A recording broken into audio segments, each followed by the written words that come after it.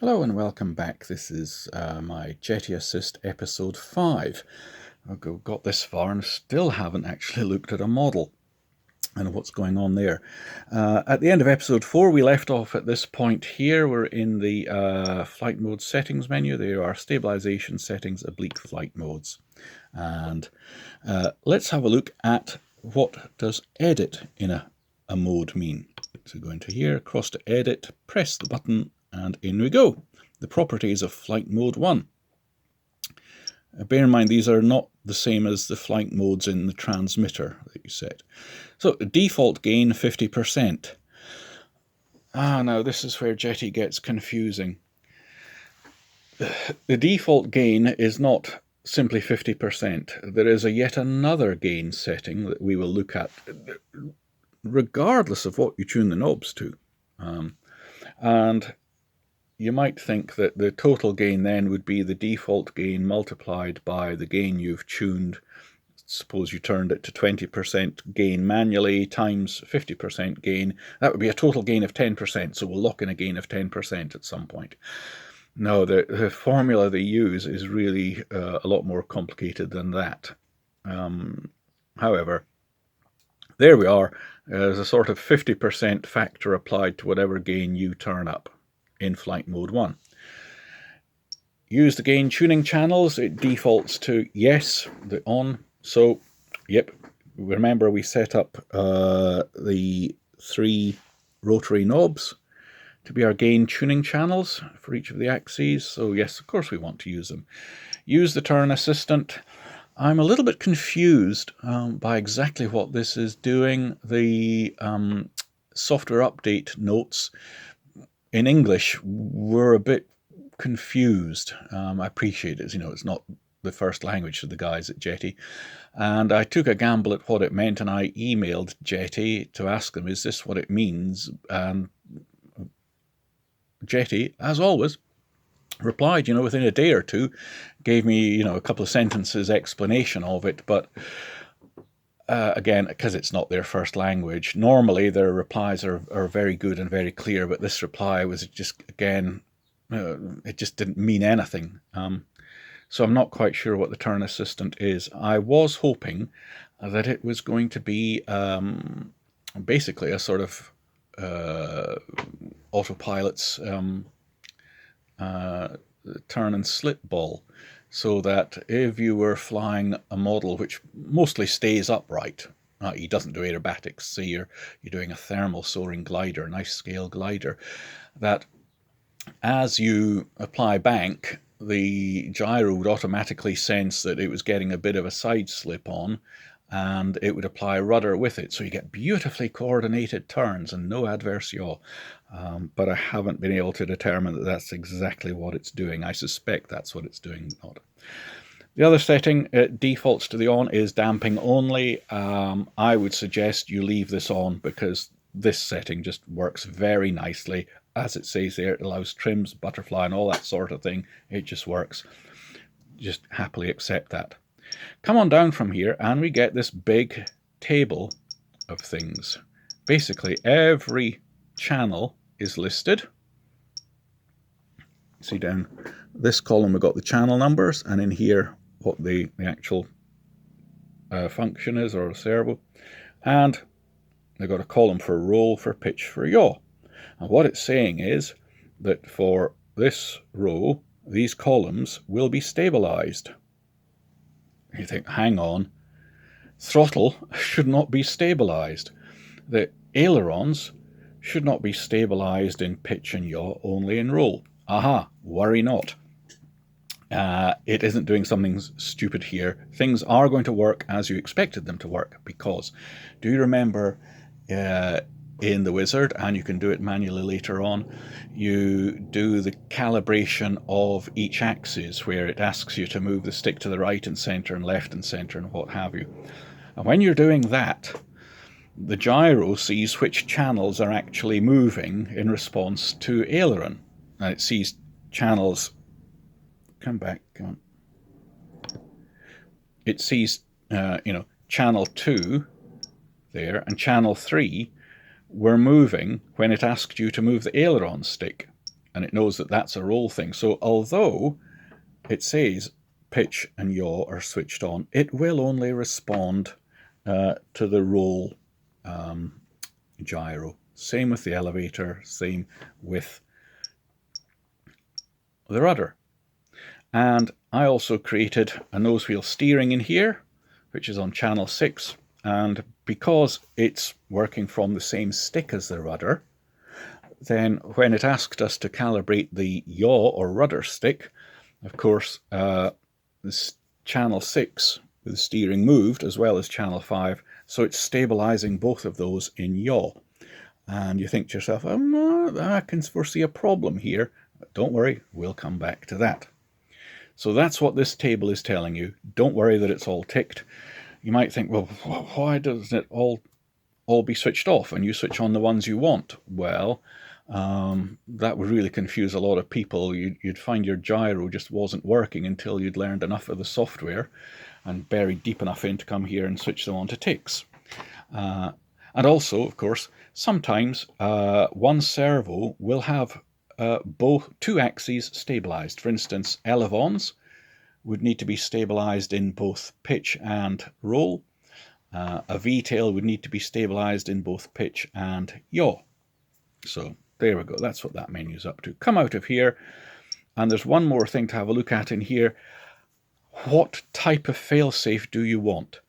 Now, the assist gyros have, and we'll pop out of here, the same failsafe screen that every other type of Jeti receiver has. So you can see out pin 1, which I happen to know is throttle. I have set it not to be a hold, not to be an out-off, but to be a failsafe. And I have pulled the stick back to 0, did the set failsafe positions now, so it will failsafe to minus 100%. I've also set all the others to failsafe, and of course they'll just go back to neutral. Right, so what is this one here talking about? You can choose between intelligence stabilized or disable assist.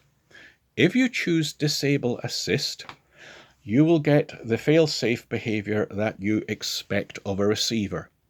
Should it go into failsafe, every servo will be driven to the point where we set those failsafes. So your throttle to idle or off and everything to wherever you programmed it. If you choose intelligence stabilized, and I think that's the default setting, this is really quite clever. There's only like a couple of sentences given to it in the manual, so it's worth playing with, my little training aid or your model, see what it does. This is quite crafty. It basically means that if it goes into failsafe, it goes into a sort of horizon keeping heading hold mode.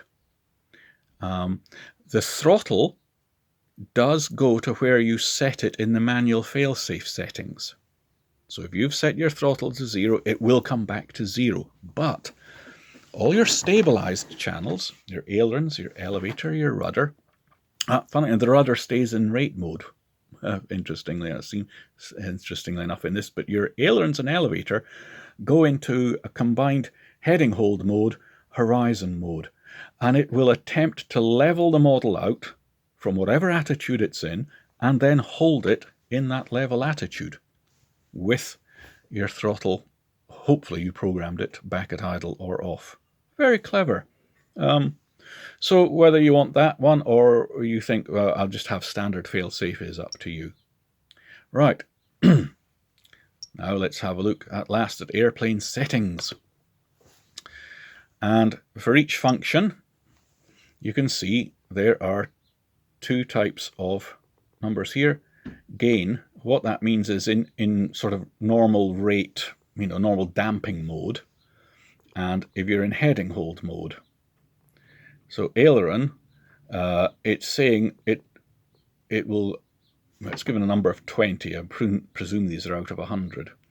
And if you not set that multi-position mode switch, and remember it locks into mode 1, and I said just change mode 1 to be in the normal damping mode.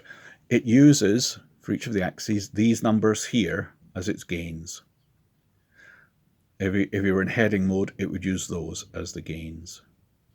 But then multiplied by that 50% factor that we saw in the flight mode's settings screen. But again, it's not 20% of 50%, which would give you 10%. There is some sort of weird factor stuff going on. If you hunt around the internet, you'll find the equation. Why did you make it so complicated, Jeti? Anyway, nor do these seem to be quite like the... If you've set a gain tuning control, then...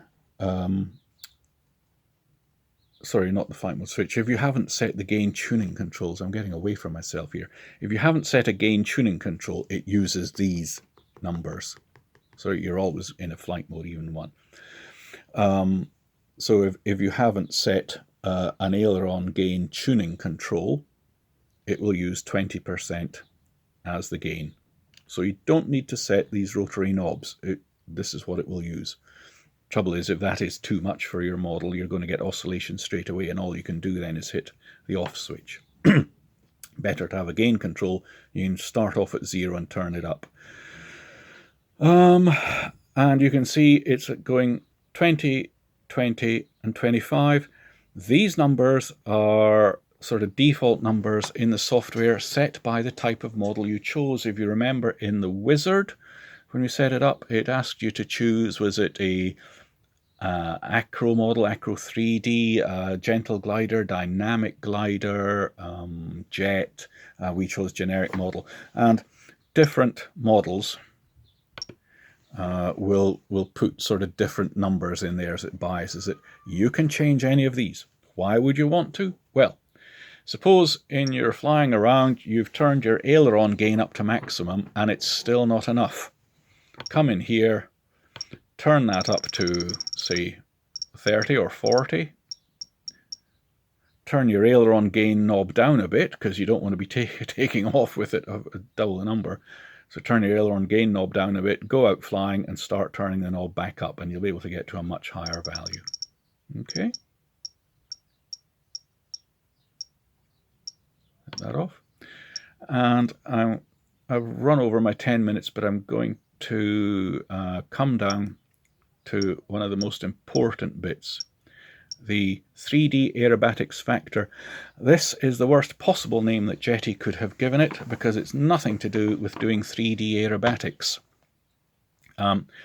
This is one of the most important settings in a gyro, and the wrong settings here is why you'll often hear people complain about, oh, I fitted a gyro to my model and I lost all my roll rate and it felt like I was flying a sponge and it was stodgy. I'm never flying a gyro again. Most of the gyro brands allow some sort of adjustment of this.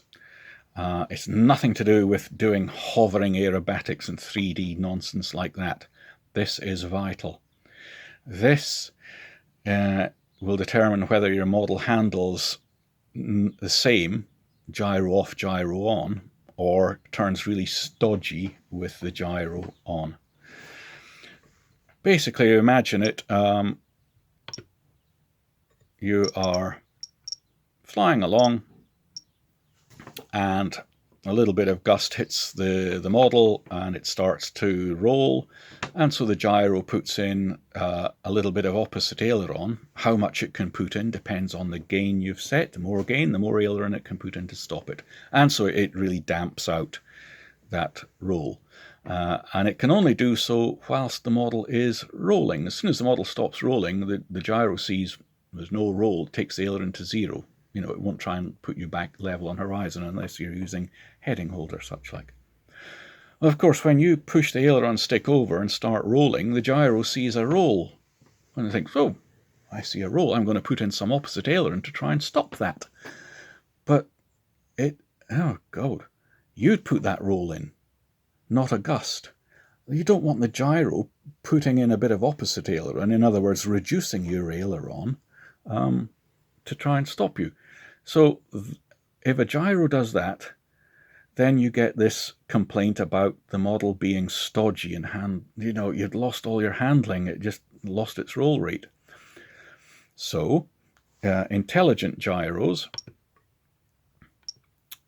and most of them are these days, have a means by which, when the stick is fully over, it brings the gyro rate down to 0. And it does it proportionally all the way from center stick to full stick. So if you've moved the stick halfway over, it's reduced whatever gain you've got by half. And when you've got the stick the whole way over, it's reduced whatever gain you've got to 0. Yeah. Now, if you haven't got that set properly, then you push the stick hard over, the gyro's still going to try and counteract you. And you've set up a model in your workshop. The instructions said, the ailerons should go up and down 10 millimeters, and you waggle the stick, they go up and down 10 millimeters, you're flying through the air, you push the stick over. Initially, the servo will drive it to 10 millimeters of travel, but as soon as that roll actually starts going, the gyro is going to reduce that travel down to 9, 8, 7, 6, whatever. And that's why things feel stodgy. So what this does is, this is the control to give you what they call stick priority in Jeti language. What it's saying is that at full stick, it will have removed 100% of the gyro's influence. Jeti, in the previous versions of the software, defaulted to 60%, and this was one of the reasons that these gyros did not work nicely initially. What it's saying there is that when you push the stick fully over, it will reduce the gain by 60%. In other words, at full stick, the gyro is still putting in 40% of the gain that you've chosen, trying to oppose you.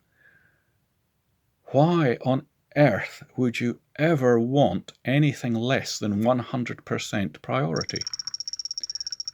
So come down here and make sure that as a minimum, these are set to 100%. If you wish, choose more. You can go up to 125%. But please never come down to less than 100%, because you will lose travel in the air that you have set on the ground. If any of you can ever explain to me why anyone would ever want that to happen, please do, because I just cannot work out any circumstances for it. So anyway, in the last version of the software, thankfully, Jeti learned the lesson, and they tend to default now to 100, but do check that it has done that. What happens if you turn it up to a higher number? Well, remember I said that at 100% full stick travel, it will have removed 100% of the gain. If you turn it to a higher value, then you don't need to reach full stick for it to have removed 100% of the gain. For instance, at the maximum 125%, at something like quarter stick, it has removed all the gain. What effect will this have on your model? Well, its damping out of gusts and turbulence will be unaffected. It's exactly the same. What this is determining is how rapidly it reacts to the stick in some ways. And with 100% there, as I said, the gyro will fight against you and at a decreasing amount until at full stick the gyro is not fighting against you. And what that does is give you, in effect, exponential. Yeah, so the gyro is reducing the actual travel of the servo compared to your workshop at part stick, but it's not reducing it at full stick when you're in flight. And therefore, if you've had an exponential setting on the control, you find that you can reduce it once you switch the gyro in, because the gyro has an exponential effect. If you turn the stick priority up, that exponential effect will die out much more rapidly. So with roll stick 100%, the exponential curve goes all the way out to full stick. At 125%, that expo curve only goes out to about a quarter stick, and then you're back on the normal straight line curve of the servo responding to the stick in flight. You will not see the slightest bit of difference on the ground changing these. But what it does is affect how the gyro then reduces your commands only when the aircraft can actually roll or picture you on flight. So please just make sure these are set to at least 100%. And that'll do for this video.